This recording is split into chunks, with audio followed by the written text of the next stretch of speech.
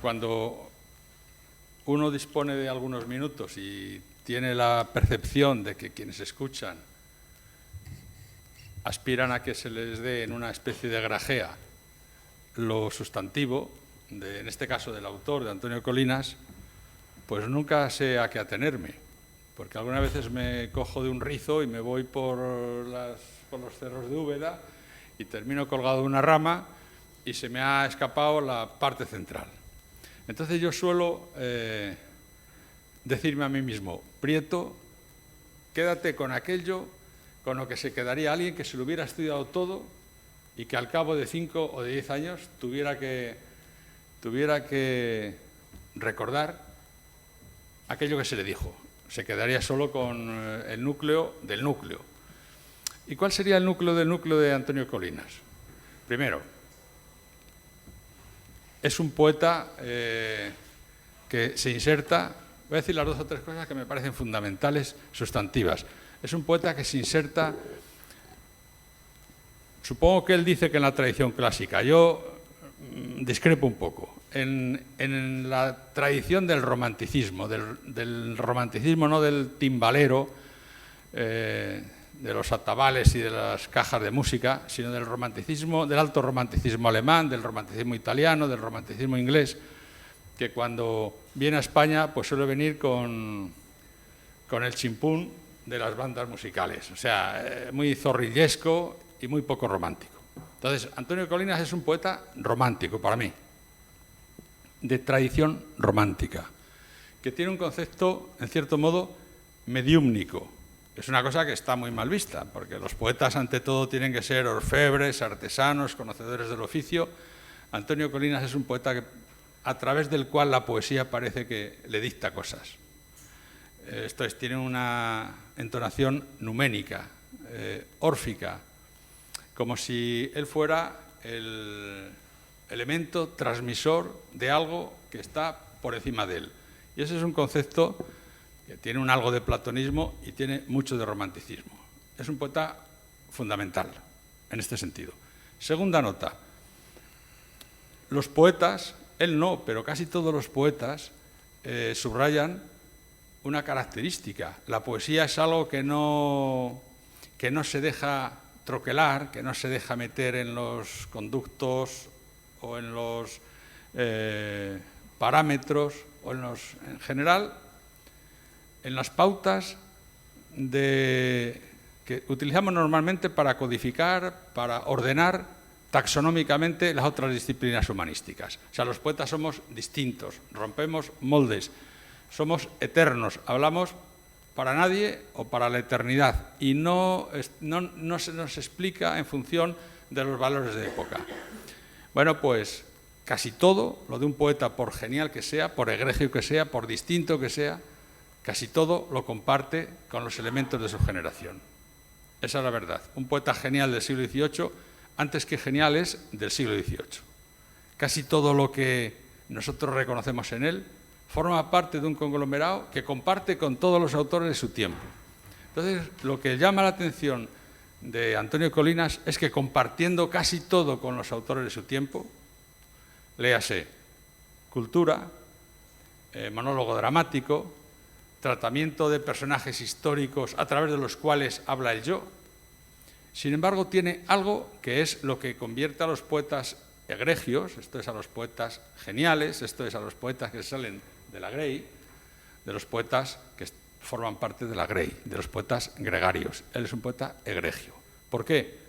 Pues porque compartiendo con los demás, o sea, compartiendo con grandes poetas como Pere Gimferrer o como Guillermo Carnero, o como, no, con Félix de Azúa no, comparte casi nada. Sin embargo, él tiene algo que lo vincula a los grandes poetas románticos y que lo desvincula de sus contemporáneos. Sus contemporáneos tienen como una especie de desconfianza, los más característicos, como una especie de desconfianza de la poesía. La poesía nos sirve para entender el mundo, nos sirve para explicarlo y como en esa expresión del no sé si protagórica, en todo caso sofística, que decía: Dios no existe, si lo existiera no podríamos conocerlo, si lo conociéramos no podríamos comunicarlo. Esa especie de ateísmo gnoseológico que forma parte de la sustancia de sus contemporáneos. Él es un poeta, voy a decir, crédulo, es un poeta contemplativo, es un poeta escrutador, es un poeta que conecta con las partes más nobles de la tradición. No digo de la tradición grecolatina, digo de la tradición humanística. En tercer lugar, es un poeta que conmueve, o sea, que está conmovido cuando habla, que no habla como el profesor que ocasionalmente se dedica a hacer poemas. Los poetas de su, voy a decir, de su generación histórica son poetas metapoetas, son poetas como los ombligos que se miran el ombligo, esto es, son poetas que casi siempre hablan de poesía y acerca de poesía y enmarcado dentro de un ámbito poético, y que dentro de los poemas nos hablan también de los procedimientos retóricos, y él, sin embargo, siempre nos habla de la vida que nos conmueve, que nos flagela, que nos fustiga, que nos conduele, que nos emociona y que alguna vez nos mata. Y en este sentido es un poeta egregio, decía. Quiero decir, es un poeta absolutamente anclado dentro de los valores de su época histórica. Es un poeta del 68, quiero decir, sus primeros libros son del 69, tiene uno del 67 que lo publicó en el 2001, me parece, pero que es un poeta que va en sincronía con los grandes poetas de su tiempo, con los poetas renombrados de su tiempo, aquellos que formaron parte, por ejemplo, de la antología de José María Castellet, 9 novísimos poetas españoles, de los cuales había por lo menos 2 o 3 poetas de enjundia, pero es un poeta egregio porque no ha querido ser distinto a los de la tradición, sino que ha tenido la idea que tenía de la originalidad Antonio Machado. Decía Antonio Machado por boca de Juan de Mairena que los novedosos apedrean a los originales. Y él no ha querido jugar a ser novedoso, sino que es un poeta original. Y original no quiere decir algo que no se dijo nunca, sino que original tiene que ver con el origen, con la raíz, con el parecerse uno a sí mismo. Y, por fin, concluyo. Además de todo eso, o sea, además de que es un gran poeta, que sostenidamente es un gran poeta, tiene también, que podría no tenerlo, y sería también un gran poeta, pero tiene también algunos libros que van a quedar como testimonio, como hitos de un tiempo histórico. Igual que, por ejemplo, quedará Velis Nolis, nos guste o nos disguste, pero quedará Ar del Mar o quedará Cántico de Guillén o quedará Dibujo de la Muerte. Del tiempo histórico suyo van a quedar por lo menos 2 libros fundamentales, además de toda su obra que los va a arropar muy holgadamente. Uno es Sepulcro en Tarquinia, que es un libro que nos descubrió cómo el culturalismo y ese culteranismo de su generación era compatible con la emoción, era compatible con los sentimientos de los que no somos poetas. Y en segundo lugar, Noche más allá de la noche, que es un ejercicio para mí sublime en el que se concilian, se conjuntan, se imbrican y llegan a la unidad. El canto que podríamos llamar coral, o sea, el cántico que se vincula a las primitivas raíces de la lírica con la emoción personal del poeta distinto. Así que los dejo aquí con un gran poeta que va a leernos, no sé si con el hilo de sus explicaciones, lo ignoro, algunos de los poemas importantes de su obra. Muchas gracias.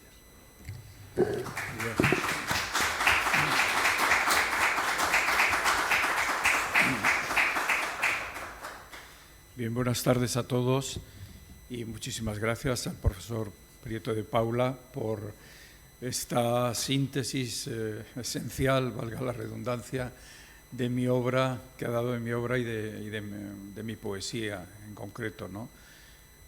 No es fácil tampoco, en pocas palabras, pues reflexionar o fijar lo que es importante, verdaderamente importante, al margen de anécdotas o de tópicos o de, en fin, cosas secundarias, ¿no?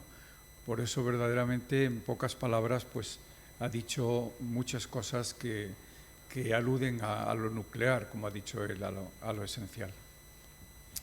Bien, es difícil en el tiempo de que disponemos, pues recordar 50 años ya de poesía, pero sí podemos sobrevolarla para fijar un poco las que han sido líneas constantes de la misma. Mi obra poética se puede dividir en tres grandes zonas. Una primera con una poesía muy emotiva, sentimental, a veces en los dos primeros libros, Preludios a una noche total y Junto al lago, pero inmediatamente con ese tono, esa sintonía con el romanticismo esencial, que ya en la primera crítica o artículo que me dedicaron, que fue uno de Rafael Morales sobre Preludios a una noche total, pues ya insistía en esta tonalidad neorromántica, decía él, por definir de una manera muy directa la poesía de Preludios.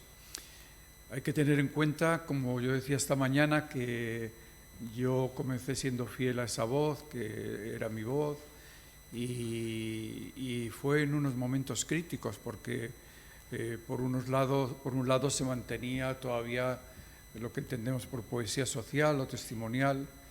Como dijo Aleixandre, pues fue una etapa de poetas valiosísimos, pero que era un tipo de poesía, como suele suceder, que estaba ya agotada por suficientemente expresada.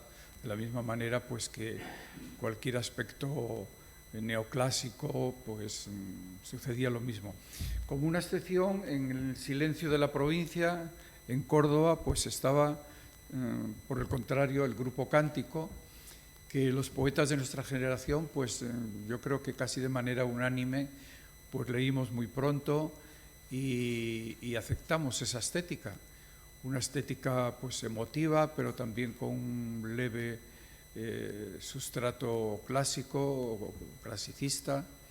Y ya digo, en ese momento de cruce de caminos y de estéticas, pues nacieron estos dos libros míos. Yo voy a comenzar leyendo dos poemas que aluden a ese tiempo primero, un poema de Preludios y otro poema del último libro, para que veamos esa marcha de la que también hablaba esa mañana del poeta, de una poesía más desbordada, pues a una poesía más contenida en la forma. También decíamos que hay una marcha pues hacia una ética, hacia el pensamiento, pero también a medida que pasa el tiempo, el poeta va reduciendo su voz, parece que ya lo ha dicho todo, que se repite, y entonces el lenguaje se reduce, como veréis en el segundo de los poemas. Nacimiento al amor. Traes contigo una música que embriaga el corazón, le dije, y en mis ojos rebosaban las lágrimas. Llenos de fiebre tuve mis labios que sonaban encima de su piel. Por la orilla del río, trotando en la penumbra, pasaban los caballos. De vez en cuando el viento dejaba alguna hoja sobre la hierba oscura entre los troncos mudos. Mira, con esas hojas comienza nuestro amor, en mí toda la tierra recibirá tus besos, me dijo. Y yo contaba cada sofoco dulce de su voz, cada poro de su mejilla cálida. Estaba fresco el aire, llovían las estrellas sobre las copas densas de aquel soto de álamos. Cuando la luna roja decreció, cuando el aire se impregnó del aroma pesado de los frutos, cuando fueron más tristes las noches y los hombres, cuando llegó el otoño, nacimos al amor. Por tanto, en esos comienzos, emotividad, pureza del lenguaje, esa presencia de la naturaleza, que va a ser también uno de los temas esenciales de mi obra, la naturaleza ya digo, como esa especie de manantial que era para los románticos, que no cesaba de proporcionarles información, y la naturaleza como ese espacio, como decía el poeta sufí, que ese espacio que es como un libro abierto, en el que simplemente tenemos que leer, no solamente como una postal, como un paisaje, sino, ya digo, como algo vivo. Eso también llevó a que esa etapa de los románticos esenciales se preocuparan pues, por otras visiones del conocimiento, ¿no? Eran poetas que eran también filósofos o teólogos, que en fin estaban con una mirada abierta a un conocimiento no estrictamente literario, ¿no? Y voy a leer ahora un poema del último libro, que se titula Un cuento de infancia. El libro es, en fin, sobre todo para nuestra generación, no sé si hoy se podría decir, ¿no? Es un objeto mágico. Yo me recuerdo en mi infancia, salía corriendo del colegio, pues merendaba, hacía los deberes y otra vez corriendo me iba a la biblioteca, ¿no? Quiere decir que había una atracción hacia el libro maravillosa, que incluso en este poema pues me refiero a un libro muy primerizo, acaso el primer libro que yo tuve en mis manos y que no sé si lo leí o me lo leyeron, pero bueno, ahora se explica muy bien en el poema cuál es su sentido. Un cuento de infancia. Padre, tú me trajiste un día de un viaje un libro de cuentos de Andersen. Yo era entonces un niño enfermo en su lecho. No era un lector ni era un poeta, solo era un niño muy pequeño y enfermo que intuía otros mundos cuando veía temblar de noche en las cortinas del dormitorio sombras negras. Pero llegó la luz a mi vida, pues olvidar no puedo el placer que sentí al recibir el libro entre mis manos. Y no era porque fuese un regalo, por el don tan feliz de recibirlo. Era quizá porque en el libro aquel tú pusiste un mundo con tus manos en mis manos.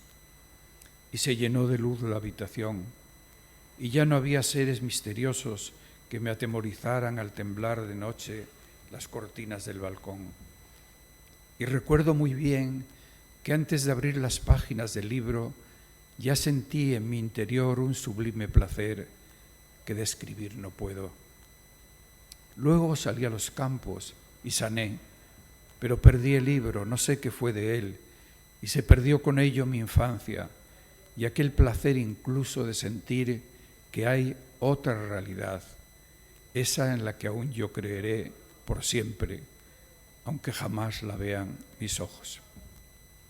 He leído estos dos poemas para subrayar esa emotividad que hay en mi poesía, como ha dicho el profesor, esa emotividad que el poema conmueva, que cuando leamos un poema algo se revuelva dentro de nosotros y que no quedemos impasibles, dicho con un lenguaje depurado y con un lenguaje pues también de sentido órfico, con una presencia de la música que en este caso viene definida en este libro primero por los decasílabos y los alejandrinos, que también era una salida chocante en aquellos tiempos, porque de manera muy brusca pues se optaba por el verso libre, por un poema muy abierto formalmente, y sin embargo pues yo me mantenía en esa tradición formal, ¿no? Pero también en aquel tiempo pues había la necesidad imperiosa de una nueva estética, ¿no? Sobre todo de un lenguaje que fuera más libre, absolutamente libre en los temas y muy traspasados por la cultura, que, bueno, en algunos casos era una cultura que respondía pues al artificio o a la formación de los autores. Todos éramos grandes admiradores del cine, bueno, Castellé dijo en su prólogo del cine americano, yo en mi caso diría del cine italiano, que me interesa todo. Y había sobre todo también se dieron nuevas lecturas, ¿no? No es que antes no se hubieran dado esas lecturas, sino que se dieron de una manera más radical. Las lecturas, por ejemplo, que se hicieron de poetas como Ezra Pound o como, en fin, Eliot, o pensando en América, un poeta como Octavio Paz, que yo creo que en un principio empezó interesándonos más como ensayista, ¿no? Lo mismo que sucede también con Gil Albert, como sucedió con Gil Albert, sus ensayos nos parecían deslumbrantes y ya digo, hubo esa apertura. No se ignoraba tampoco a los clásicos, son poetas, no me estoy refiriendo a mí, son poetas muy formados, son poetas que viajaron entonces y todo eso pues fue pasando a esa obra con muchos nombres propios, ¿no?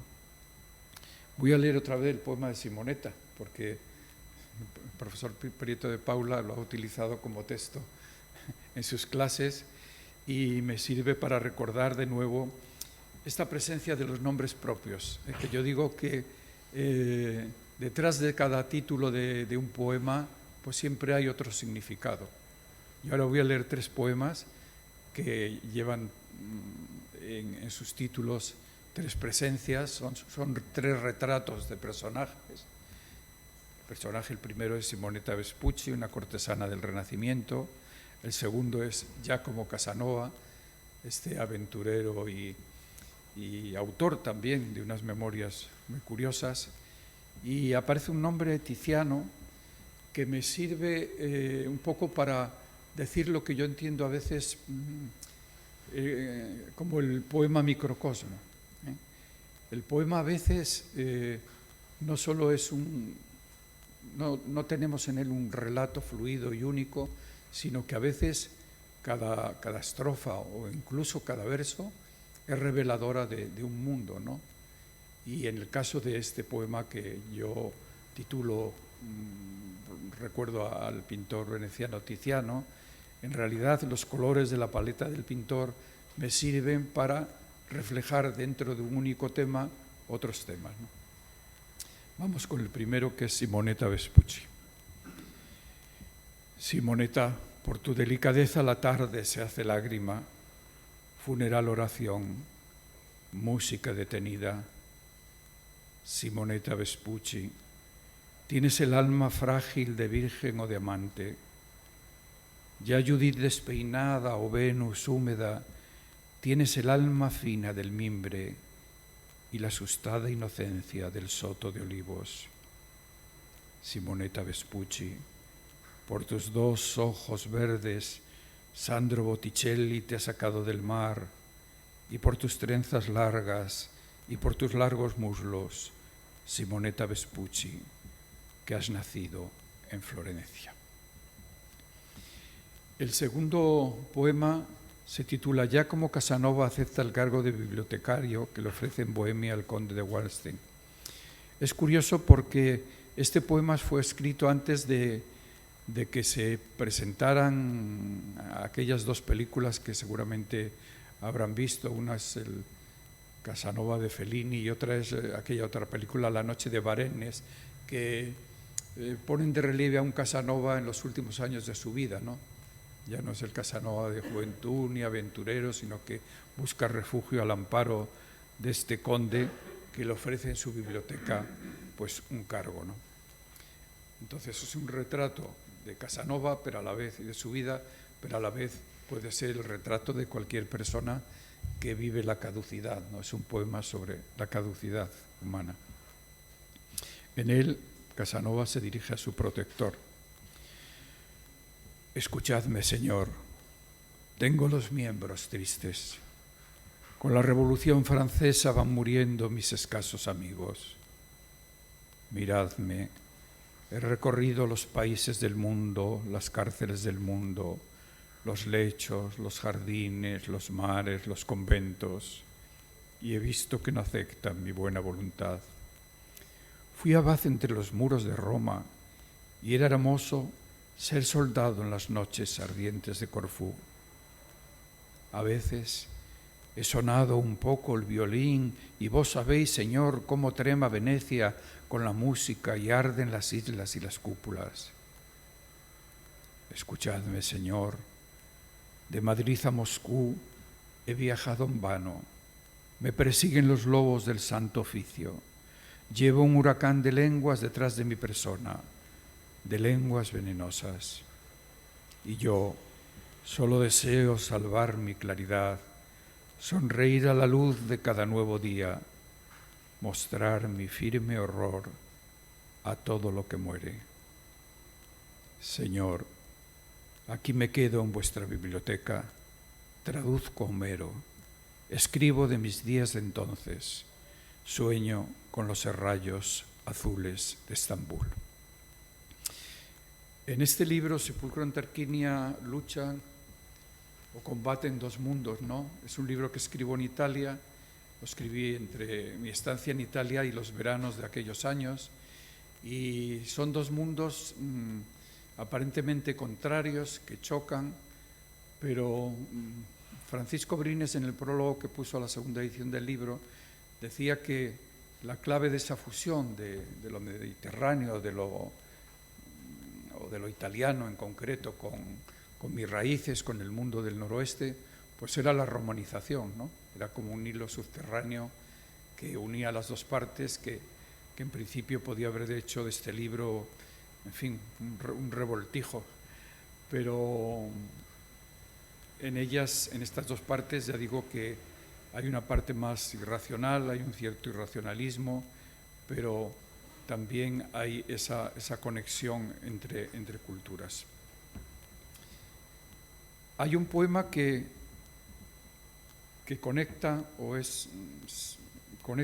este libro con el siguiente, que es Astrolabio, ese libro por el que yo fui a Ibiza, que la Fundación Juan Mar me concedió una beca de sus maravillosas becas de creación de entonces, que ahora las ha suprimido, y uno podía ir, había una beca para España y otra para el extranjero, y uno podía ir durante un año donde quisiera, y yo fui a Ibiza para escribir este libro, que todavía en su primer poema pues sintoniza con esta serie de semblanzas, vamos a decir, cultas, pero que este poema tiene ese sentido de microcosmo, ¿no? En el cual dentro del poema cada verso o cada color de la paleta del pintor remite a otro mundo. Homenaje a Tiziano. He visto arder tus oros en los otoños de Murano, en la cera aromada de los cirios de invierno, tu verde en madrugadas adriáticas y en los ciruelos de los jardines de Navallero, tu azul en ciertas túnicas y vidrios y en los cielos enamorados de nuestra adolescencia que nunca más veremos, los ocres en los muros cancerosos mordidos por la sal, en las fachadas de granjas y herrerías, tu rojo en cada teja de Venecia, en los clavos de las crucifixiones o en los labios con vino de los músicos. Un poco de violeta en los ojos maduros de las jóvenes, tus negros en las enredaderas funestas sobrecargadas de muerte. Hay esta presencia de lo veneciano que, como acabas de decir, yo estoy de acuerdo con tu concepto de generación del 68, sobre todo, porque se ha hablado generación novísima, generación de los 70, generación culturalista e incluso generación veneciana, por esta alusión que a veces se da en los autores a Venecia. En mi caso, yo cuando escribía estos poemas me encontraba en Italia y a veces algunos fines de semana escapando a Venecia. Por tanto, Venecia no era una figura culta o una figura tópica, sino era una realidad con la que también me encontré y que en distintos momentos del libro pues aparece, ¿no? Pero yo creo que ahí la fecha clave es la del 68, por esa poesía esa primera poesía que se estaba publicando, en el caso de de Ginferrero, de Carnero, o en mi caso concreto porque eran esos años 66, 67, 68, cuando estaba escribiendo de una manera más firme, ¿no? Noche más allá de la noche es un libro que yo empecé a escribir un poco de una manera sonámbula.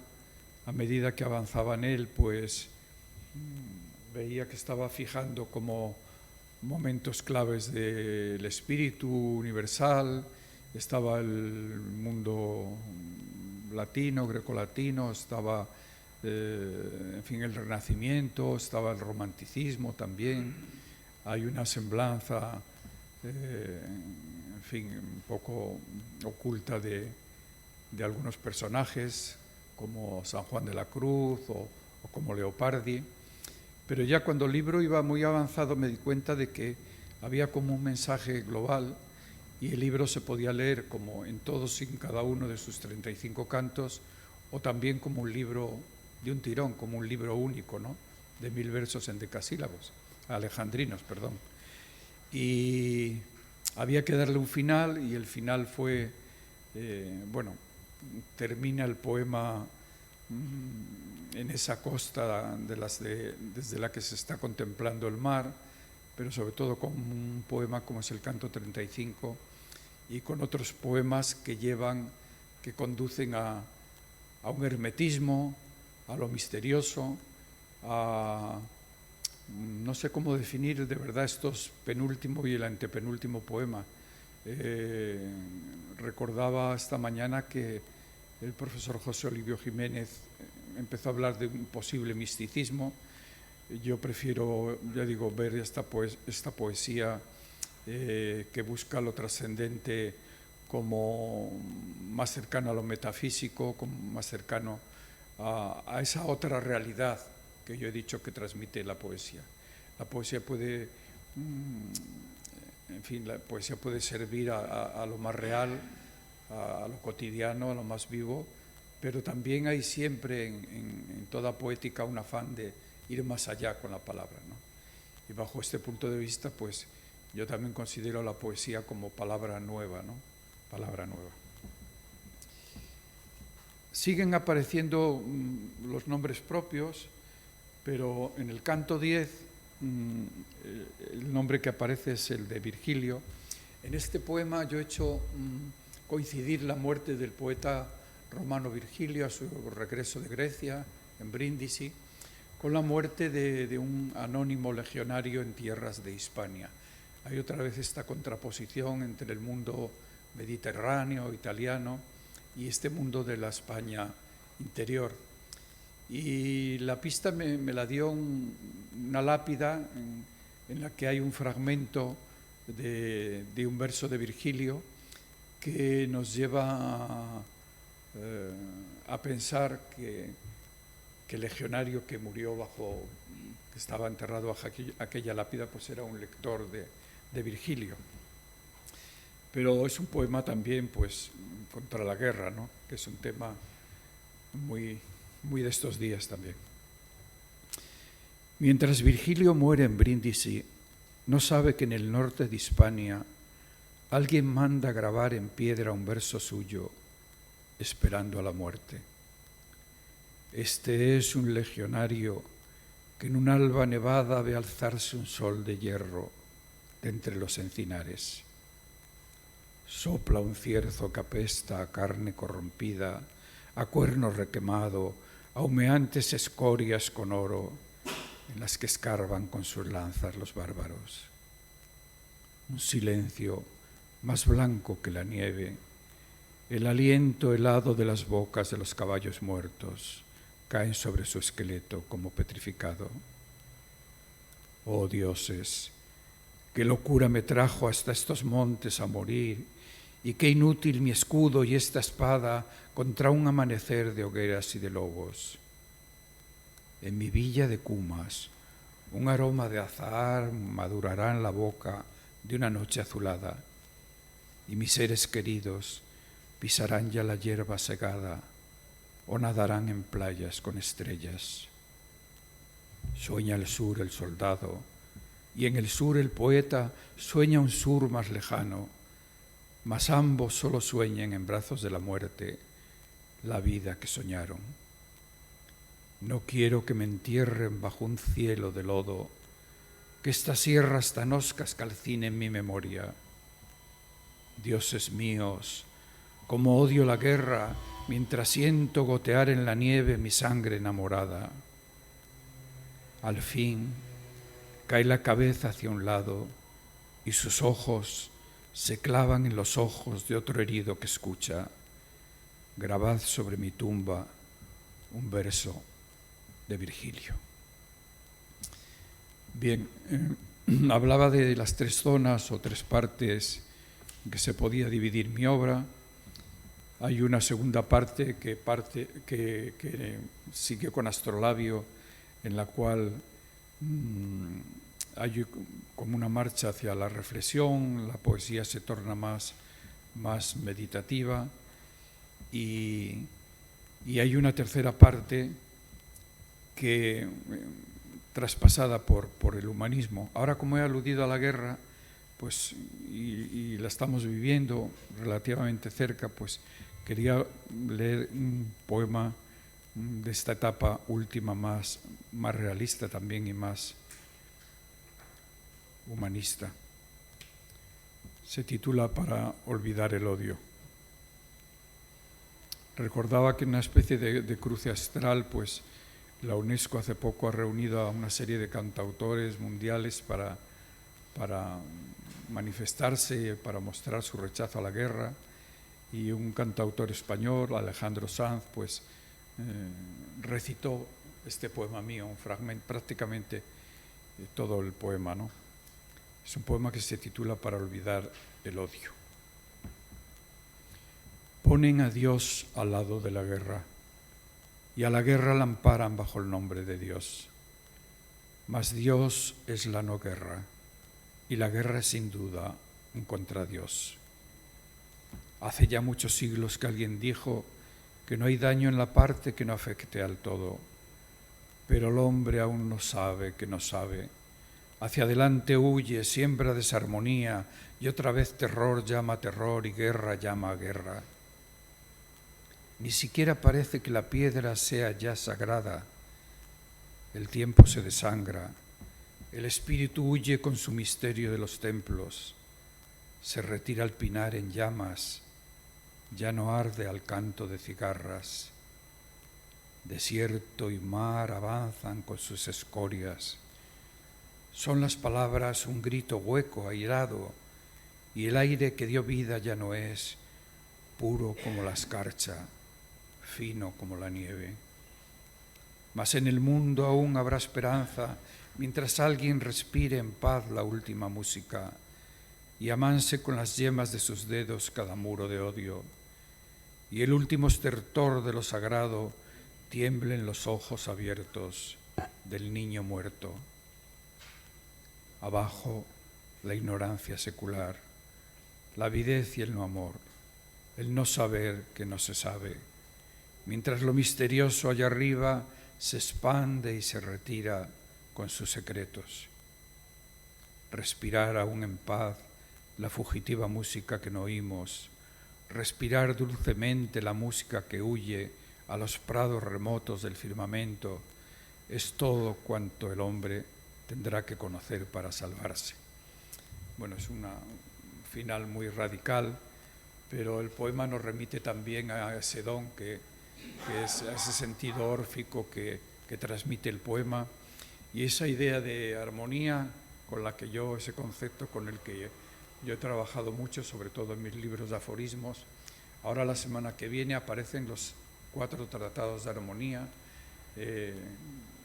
volumen con más de 200 páginas de inéditos, y vuelvo sobre este concepto que no nos remite, como el concepto de la mansedumbre, que también utilizo en otros momentos, no nos remite a la pasividad o a la evanescencia o a lo fantasioso, sino que la armonía es lo que viene después de la prueba en la vida, después de la dificultad, después de un equilibrio por el que se ha luchado, por el que se ha tenido que luchar. la palabra armonía pues remite a un renacimiento, ¿no? Y lo que sucede también es que en esos momentos de pruebas, cuando en la vida pues pasamos por un problema difícil, por una enfermedad, por la muerte de un ser querido, por la desesperación de problemas que no podemos resolver, pues ¿qué se puede hacer? Pues una cosa que se puede hacer es recurrir a los símbolos, ¿no? María Zambrano nos dijo que solo el símbolo podía desvelar el misterio, ¿no? El símbolo en esos momentos decisivos, pues aquí, por ejemplo, qué mejor símbolo que el del propio mar, ¿no? Nos ponemos frente al mar y respiramos con profundidad y parece que respiramos la libertad, que se nos vacía la mente, o estar en verano, en agosto, en un pinar, respirando en plenitud, pues ¿quién en esos momentos nos olvida un poquito de todo lo que es en la vida problema, ¿no? Voy a leer un poema que se titula Fe de Vida, que es un poema muy, muy mediterráneo y que recoge muy bien toda esa serie de símbolos que podemos encontrar en este mar. Este territorio que en mi etapa italiana pues era un lugar de nombres propios, de personajes, de batallas. Por el contrario, visto desde una isla, contemplado desde el simple mar, nos ofrece esta realidad otros símbolos, ¿no? El poema se titula Fe de Vida. Esperar junto a este mar en el que nacieron las ideas sin ninguna idea y así tenerlas todas. Ser solo la brisa en la copa del pino grande, el aroma del azar, la noche de las orquídeas en las calas olvidadas. Solo permanecer viendo el ave que pasa y no regresa. Quedar esperando a que el cielo amarillo arda y se limpie con los relámpagos que llegarán saltando de una isla a otra isla. O contemplar la nube blanca que no siendo nada parece ser feliz. Quedar flotando y transcurriendo de aquí para allá sobre las olas que pasan como un remo perdido. O seguir como los delfines la dirección de un tiempo sentenciado. Ser como la hora de las barcas en las noches de enero que se adormecen entre narcisos y faros. Dejadme no con la luz del conocimiento que nació y se alzó de este mar, sino simplemente con la luz de este mar, o con sus muchas luces, las de oro encendido y las de frío verdor, o con la luz de todos los azules. Pero sobre todo dejadme con la luz blanca, que es la que abrasa y derrota a los hombres heridos, a los días tensos, a las ideas como cuchillos. Ser como olivo o estanque, que alguien me tenga en su mano como un puñado de sal o de luz. Cerrar los ojos en el silencio del aroma para que el corazón al fin pueda ver. Cerrar los ojos para que el amor crezca en mí. Dejadme compartiendo el silencio y la soledad de los porches, la hospitalidad de las puertas abiertas. Dejadme con el plenilunio de los ruiseñores de junio que guardan el temblor del agua en las últimas fuentes. Dejadme con la libertad que se pierde en los labios de una mujer. Bueno, es un poema muy radical, pero que nos lleva a esa sucesión de símbolos que nos ayudan a vivir en plenitud. Son a veces símbolos muy contrarios, los delfines que están muriendo, o el bosque incendiado, o las fuentes que se secan, pero al mismo tiempo son lugares con una carga muy importante, salutífera, ¿no? Hay otro poema que me lleva ahora a mi tierra, a esos orígenes del noroeste, donde están mis raíces, que bueno, fundamentalmente se centran en León, en nuestra cima tutelar, que es el Monte Teleno, que es la montaña más alta del noroeste peninsular, pero que bueno, luego por los ríos que descienden las riberas de León, pues también es un territorio que vivencialmente para mí penetra en Zamora a través de zonas como Sanabria, de donde eran mis abuelos maternos, y últimamente pues yo creo que es un oeste que llega hasta las sierras de Salamanca, ¿no? Es decir, que me he encontrado con ellas, aparte de este paisaje mesetario que a veces se ve en nuestra comunidad, pues también ese territorio de laderas, de montañas, pues ha estado muy presente. Este poema se titula Zamira ama a los lobos. Me preguntan a veces si Zamira quién es, si es mi mujer, si es mi hija, si quién es Zamira. Zamira, es un personaje, es una mujer, y los lobos pues no es también un símbolo muy, muy presente pues en los cuentos de nuestra infancia, los cuentos nos transmitían nuestros tíos, nuestros abuelos. El lobo no es como ahora se ve como un animal dañino o peligroso. Normalmente, como yo los he visto en alguna ocasión, pues es un animal que pasa de largo, o por las noches nos decían los cuentos que cuando toda la gente dormía, el pueblo estaba nevado, pues entraba el lobo y pasaba. Quiere decir, como el lobo es un símbolo, un animal misterioso hacia el que sorprendentemente esta mujer que está en un hospital desea huir, ¿no?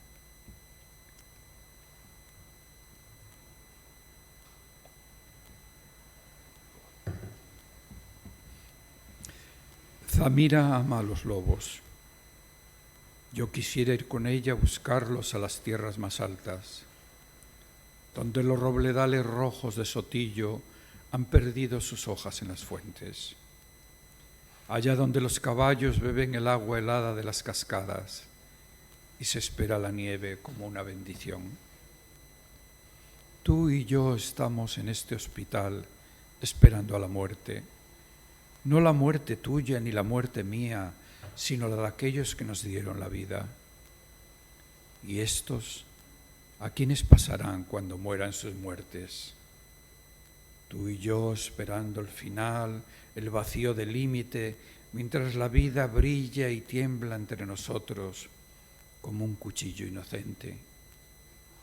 Quizá por ello Zamira ama a los lobos, quizá por ello yo deseo también salir a buscarlos con ella este mes de diciembre, a los páramos altos, a los prados remotos, y podríamos ver los espinos y las brasas de sangre del sol en mimbrales morados. Puesta ya en nuestros ojos la venda de la nieve, que no pensemos más, que ya no nos deslumbre el acre resplandor de los quirófanos. Zamira ama a los lobos, quiere escapar del laberinto de piedra y cristal del dolor. Zamira, partamos y no regresemos.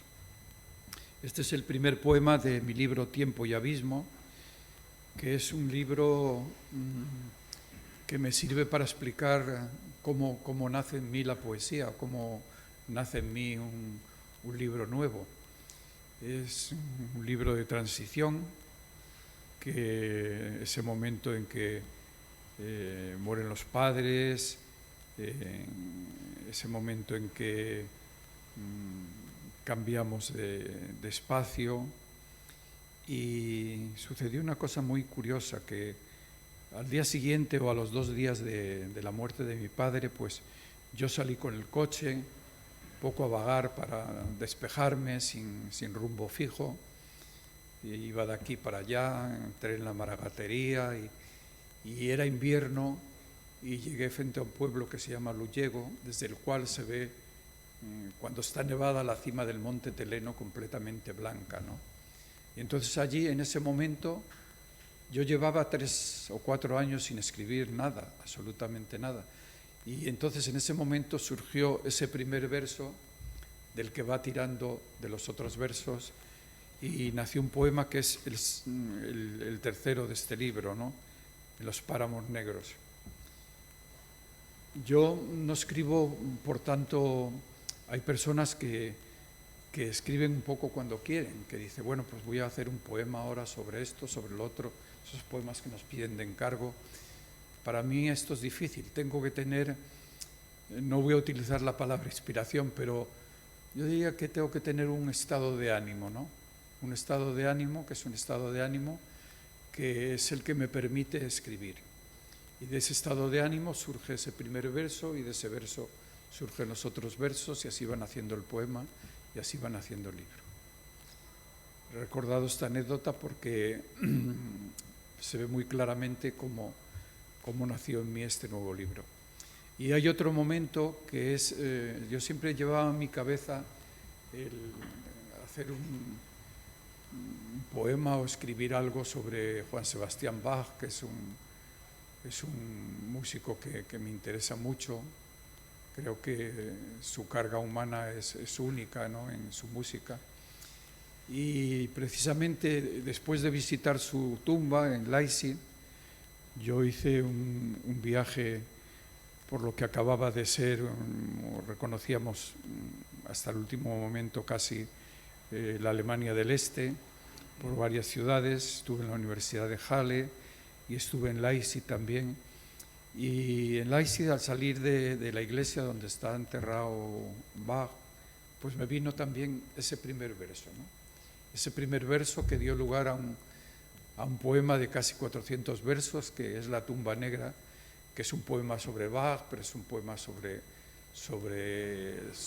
la música, es un poema sobre los totalitarismos, es un poema sobre los problemas medioambientales, es un poema de poemas, ¿no? Por tanto, ya digo, empecé a escribir allí ese poema y cuando regresé iba escribiendo y tampoco sabía cómo darle fin y el fin me lo dio pues el regreso de nuevo a la isla, ¿no?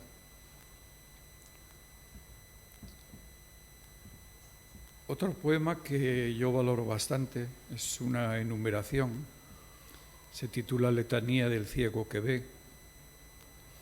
¿Cómo puede ver el ciego? Pues estamos hablando naturalmente de otra ceguera, ¿no?, de esa persona que ha cerrado sus ojos al mundo y que sin embargo sigue teniendo dentro pues un mundo, ¿no? Y el poema pues se torna en letanía por esa enumeración sucesiva de los versos. Que este celeste pan del firmamento me alimente hasta el último suspiro. Que estos campos tan fieros y tan puros me sean buenos, cada día más buenos. Que si en tiempo de estío se me encienden las manos con cardos, con ortigas, que al llegar el invierno lo sienta como escarcha en mi tejado. Que cuando me parezca que he caído, porque me han derribado, solo esté arrodillándome en mi centro. Que si alguien me golpea muy fuerte, solo sienta la brisa del pinar, el murmullo de la fuente serena. Que si la vida es un acabar cual veleta, chirreando en lo más alto, allá arriba me calme para siempre, me disuelva mi hierro en el azul. Que si alguien de repente vino para arrancarme cuanto sembré y planté llorando por las nubes, me torne en nube yo, me torne en planta, que sean aún semillas mis 2 ojos, en los ojos sin lágrimas del perro. Que si hay enfermedad, sirva para curarme, sea solo el inicio de mi renacimiento. Que si beso y parece que el labio sabe a muerte, amor venza la muerte en ese beso. Que si rindo mi mente y detengo mis pasos, que si cierro la boca para decirte todo y dejo de rozar tu carne ya sembrada, que si cierro los ojos y venzo sin luchar, victoria en la que nada soy ni obtengo, te tenga a ti silencio de mi cumbre, o a ese sol abatido que es la nieve, donde la nada es todo. Que respirar en paz la música no oída sea mi último deseo, pues saber que quien respira en paz ya todo el mundo está dentro de él y en él respira. Que si avanza la edad y todo y todos a mi alrededor parecen ir marchándose deprisa, me venza el mundo al fin en esa luz que restalla y su fuego me vaya deshaciendo como llama de vela, con dulzura, despacio, muy despacio, como giran arriba extasiados los planetas. Dentro de este tono humanista, pues hay una serie de poemas que son los 14 retratos de mujer.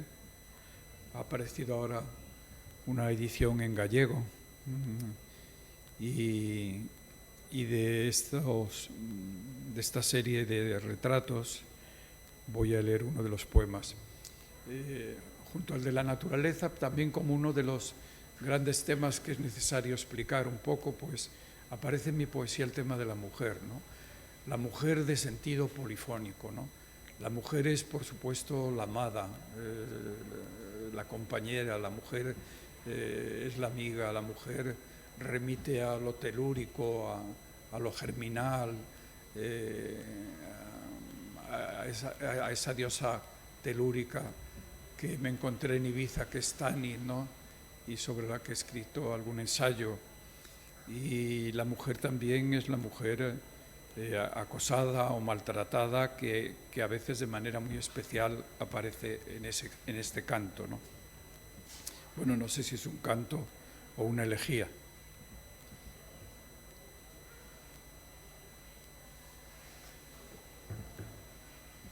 No sé si esa muchacha amamantada de temor, de dolor, de terror, puede ser a la vez otras muchachas, pues creo haberla visto en otras ocasiones. Por ejemplo, quemada por el sol con su tez como de barro cocido y sus ojos abiertos a una lluvia de agujas de arena allá en los desiertos de Tinduf. Pero antes creí haberla visto escapando de una negra borrasca de espinos, corriendo desnuda, crucificada en un aire de napal. ¿O acaso estaba ella muy serena, de rodillas, abriendo la esperanza en este mundo a la luz de una vela, con sus manos plegadas como alas de palomas, allí donde estuvo un día el cráter, la furia en llamas de Hiroshima? A veces me parece que esa calma sublime de unas manos unidas, de unos ojos cerrados, la vi en otra muchacha también de Extremo Oriente, que tenía su nuca a la sombra de un enjambre de bayonetas. Mas no creo que debamos ir tan lejos para encontrarme con esa muchacha. Aquí muy cerca la podemos ver sin una gota de odio, con la sonrisa más clara y más dulce, a pesar de sus piernas amputadas. O quizá ella estaba muy lejos, con esas mismas piernas aprisionadas en un pozo, con el agua fango, con el agua muerte, acariciándole la boca, lamiéndole el borde de los labios. O estaba apedreada en un terreno áspero, cercada por impávidas miradas masculinas. O exánime y exangüe, rescatada para su tumba de olvido, colgada entre los brazos de su hermano.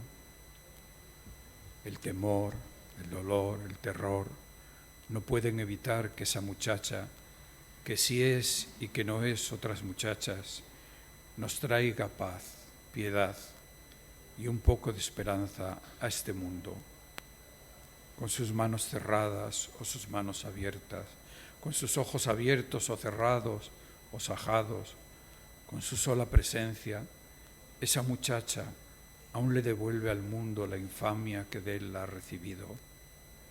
Viva o muerta, devuelve con su rostro el abismo al abismo.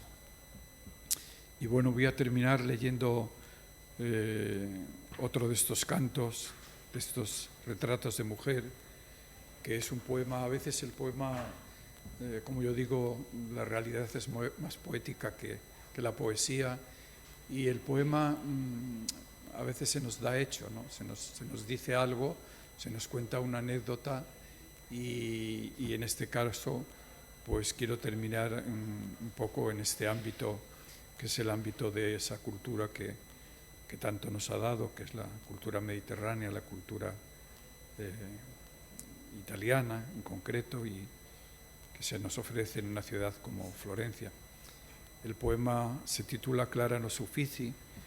Mi hija es doctora en Historia del Arte y bueno, hizo una vez con su pareja un viaje a Florencia, y entonces visitó el Museo de los Uffizi, y luego al regreso me contó algo que le había pasado, y yo solo tuve que transcribir lo que me dijo al poema, ¿no?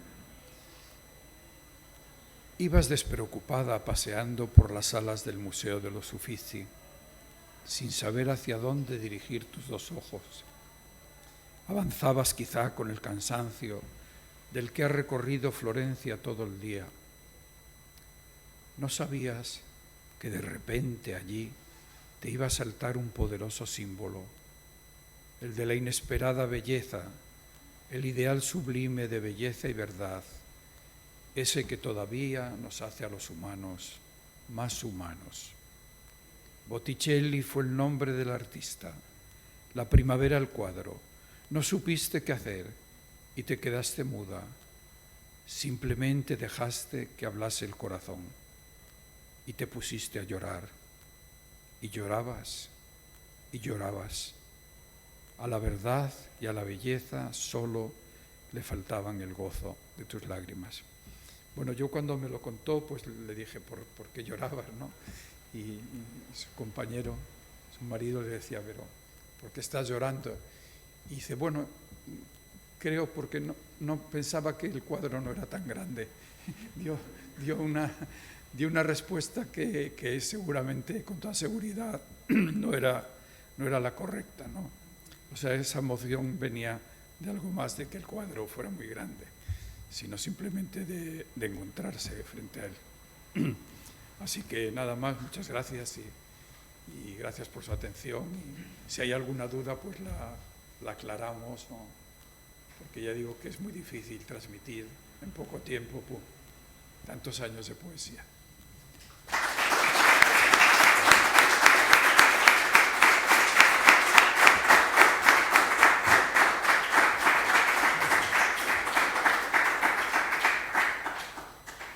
No sé si alguien tiene que transmitir una duda o formular una pregunta o hacer una postilla o llevarle la contraria. Ya, claro. Bueno, cada lectura pues tiene su tono y tiene su... A veces en esta lectura pues ha habido ese tono quizá más grave. Podíamos haber hecho una lectura amorosa, una lectura más lírica, más apegada a la naturaleza, pero bueno, cada lectura sale sale como sale, ¿no? Y creo que ha podido reflejar pues esa marcha que fue desde ese momento lírico, emotivo, de la adolescencia casi hacia ese otro tono pues que nos da la edad, ¿no? Y a medida, lo decíamos también esta mañana, a medida que avanzamos en años, pues además de sentir, pensamos y nos asaltan los problemas y por eso pues bueno, hay que detenerse, testimoniar sobre todo. Sí. Quería preguntarle, cada poeta tiene su voz, Sí. tiene su mundo. Y usted ha hablado de un mundo onírico, ha hablado de Yo quisiera preguntarle, después de tantos años de buena escritura, si usted lograría identificar o hacernos conocer, para usted, cuáles han sido las imágenes más recurrentes, las que más veces se le vienen a la mente cuando escribe. Si usted tuviera que decirnos a alguien que le interesa su poesía, ¿cuál es ese mundo suyo propio en cuanto a símbolos? ¿Qué podría decirnos? Bueno, claro, me he detenido en los símbolos mediterráneos, porque yo he vivido pues los 4 años de Italia más los 21 de Ibiza, pues prácticamente más tantos veranos, pues mucho tiempo, ¿no? Pero podía haber hecho una lectura, se ve un poquito en el poema de Zamira, un poema o poemas con los símbolos que están en mi memoria, en la infancia. Yo nunca he renunciado a mis raíces. Mis raíces pues son las de la infancia, son las raíces que aparecen en ese primer libro que me regalaron, pero también aparece en las primeras contemplaciones, ¿no? Sobre todo en la infancia, pero también en la adolescencia, pues uno vuelve a nacer. Toda adolescencia es un renacimiento y uno pues renace pues a la cultura, renace al amor, renace a lo sagrado, a lo profano. Hay ese componente de renacimiento, pero sobre todo hay ese término que creo que es muy importante también para el poetizar, que es la contemplación, ¿no? Eso se ve muy bien también en el que consideramos como el primer poeta europeo mediterráneo, Hesiodo, ¿no? Que él está en la ladera allí del monte Licón y está esperando, dice, la razón del canto, esperando que, como yo decía antes, esperando ese primer verso que alguien decía que nos dictaban los dioses, ¿no? Y esa contemplación pues remite sobre todo a los símbolos, que en ese caso de las raíces de mi tierra pues es sobre todo el río, esa zona de León, como también sucede en Burgos y sucede en Palencia, que es muy fluvial, y el río es el río físico que vemos, el río en el que nos bañábamos de niños, pero el río es también el río de la vida, ¿no? Y de manera muy radical lo vemos en Manrique, ¿no? El río, ese río que va a dar a la mar, y los diversos árboles, sobre todo los chopos, los álamos, las encinas. Recuerdo a los árboles porque me decía siempre Miguel Delibes, con el que tuve alguna amistad, siempre que lo veía me dice: usted tiene un libro que es el mejor suyo. Dice, se llama La llamada de los árboles. Es un libro de encargo que me encargaron, que son 20 semblanzas de 20 árboles ilustrados, ¿no?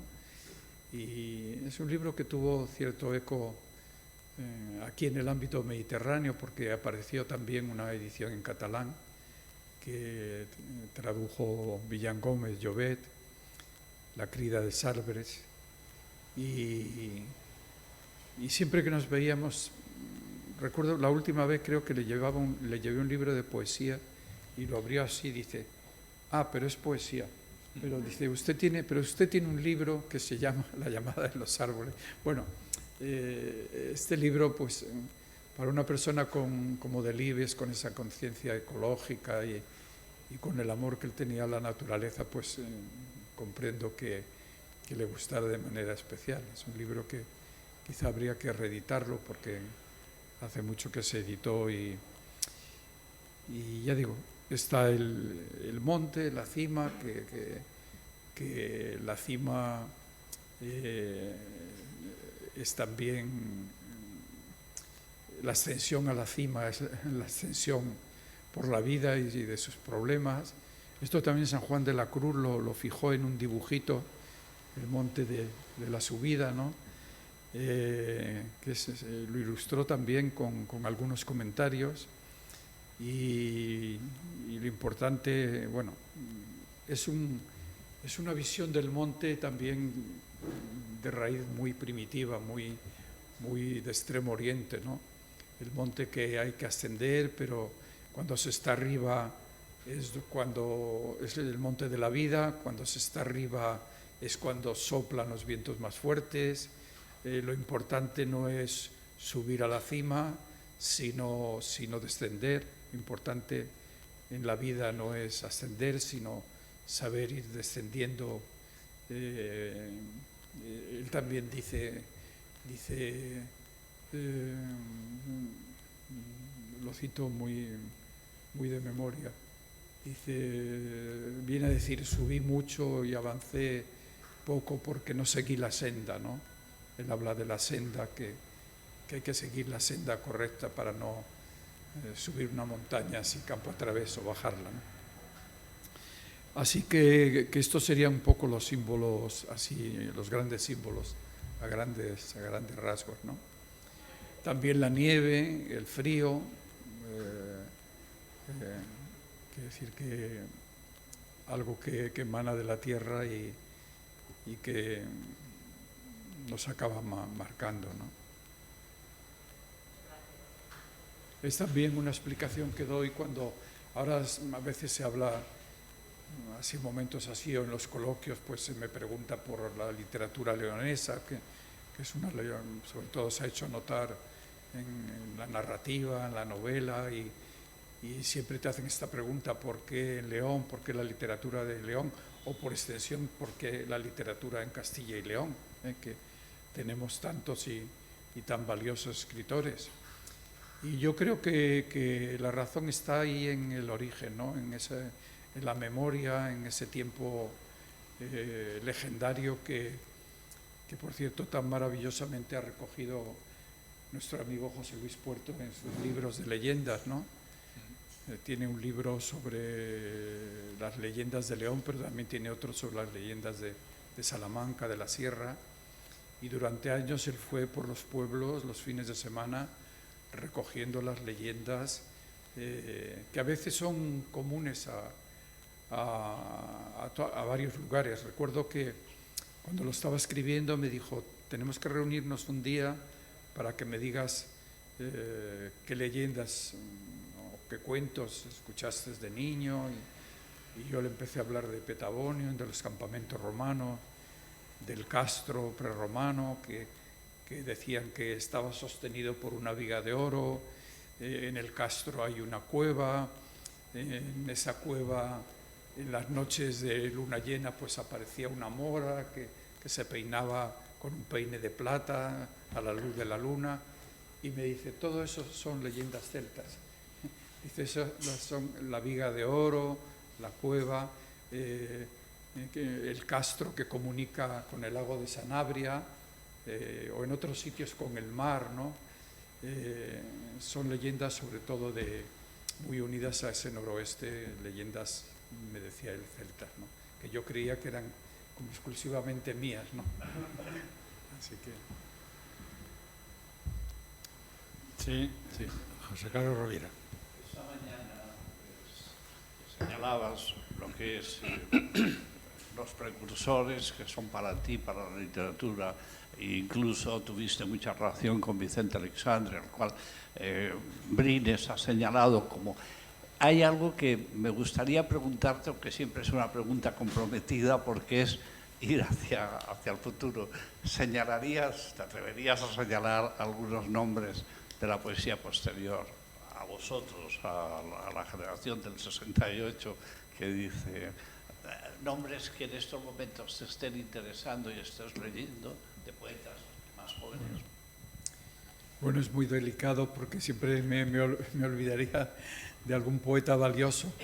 Es decir, hay que recordar una cosa general, y es que últimamente, a veces voy a algún concurso y últimamente, estos últimos años, se ve que se han abierto las poéticas, ¿no? Se vuelve al pensamiento, se vuelve también a la realidad, se vuelve a la cotidianidad, se vuelve a la cultura también. Es decir, hay como un abanico de intereses, ¿no? Sobre todo después de esa etapa que vino definida por lo que entendemos por poesía de la experiencia. Hubo esos años de la poesía eminentemente culturalista, luego vino la poesía de la experiencia, y ahora llevamos unos años en los cuales, pues ya digo, son muchos los temas. Entonces, esta mañana, no sé con quién recordaba, si lo recordamos allí en la universidad, un nombre como el de Juan Antonio González Iglesias, que es un catedrático de latín, o otra poeta, Aurora Luque, que es una poeta aquí del Mediterráneo, pero que a ambos les une esa sintonía con los mitos, pero a la vez con las vivencias. Y hay también una estética de una poesía, ya hablando en nuestra tierra, que representa, sobre todo de una manera muy clara para mí, la poesía de José Luis Puerto, o en Soria la poesía de Fermín Herrero, o si vamos a Andalucía, Alejandro López de Andrada, si nos referimos a una serie de poetas que se mantienen en su voz, se mantienen en esa voz que es propia de ellos, pero que en unos casos es más depurada, en otros es más barroca. Hay una poeta que nació en Andalucía, pero de paso, si es que puede decirse que es Raquel Lanceros, pero que tiene sus raíces en León, en Sanabria precisamente. Y bueno, quiero decir que son así nombres que me vienen, que yo aprecio como poetas así de ultimísima hora. Es muy curioso porque yo a Raquel Lanceros estuve un año en el jurado del premio de Adonais, en el cual precisamente le concedimos una tesis a ella, y era un libro muy bueno, pero había uno o dos topónimos que digo, esto tiene que ser una persona o de Galicia o del Bierzo, de León, de esta zona de la Carballeda. Y en el premio Adonais, pues a los 10 finalistas los invitan en el momento del fallo, se hace público el fallo, y estaba ella allí. Y entonces cuando se leyó el premio y los dos accesis, ella tuvo uno de ellos, y le dije, ¿y estos nombres por qué? Y dice, bueno, es que mis padres provienen de Cional, de un pueblo que está en Sanabria, ¿no?, en Carballeda. Y de hecho hay otro pueblo, Lanceros, que lleva su apellido. Y bueno, ella nació en Cádiz porque sus padres trabajaban allí, pero sus padres son zamoranos, ¿no? Así que son de estas historias, anécdotas que nos transmite la poesía.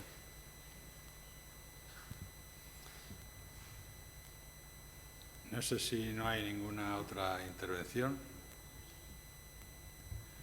Bueno, pues me arrogo la representación de quienes están aquí para agradecerte muchísimo este recital conducido por ese hilo que ha pasado por por las más importantes etapas de tu poesía, y agradecemos también al público que lo haya escuchado con la atención que estos poemas merecen.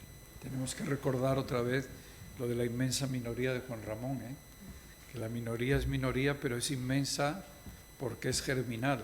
Aquí hoy hay pura semilla que ha dado y dará frutos. En fin, gracias por haber acudido bajo la tormenta.